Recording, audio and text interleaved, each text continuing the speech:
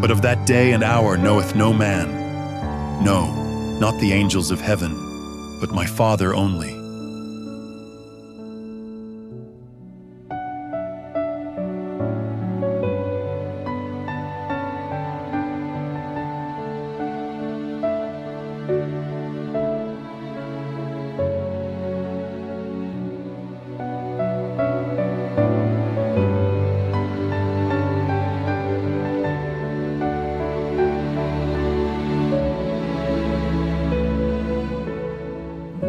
Chapter 3.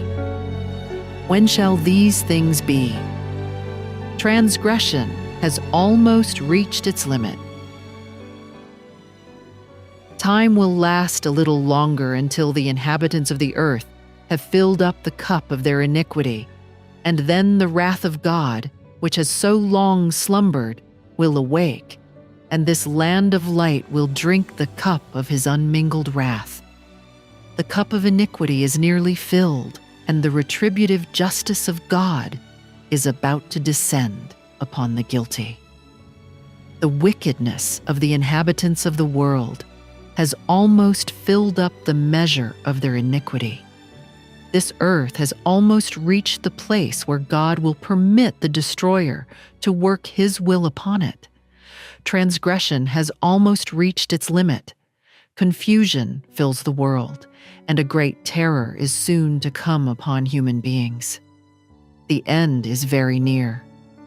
We who know the truth should be preparing for what is soon to break upon the world as an overwhelming surprise.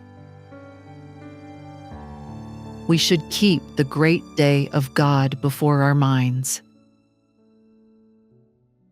We must educate ourselves to be thinking and dwelling upon the great scenes of the judgment just before us, and then, as we keep the scenes of the great day of God before us, when everything will be revealed, it will have an effect upon our character. One brother said to me, "Sister White, do you think the Lord will come in 10 years? What difference does it make to you whether he shall come in 2, 4, or 10 years? Why," said he, "I think I would do differently in some things than I now do if I knew the Lord was to come in 10 years. What would you do?" said I. "Why," said he, "I would sell my property and begin to search the Word of God and try to warn the people and get them to prepare for his coming, and I would plead with God that I might be ready to meet him." Then said I, "If you knew that the Lord was not coming for 20 years, you would live differently." Said he, "I think I would." How selfish was the expression that he would live a different life if he knew his Lord was to come in 10 years. Why? Enoch walked with God 300 years.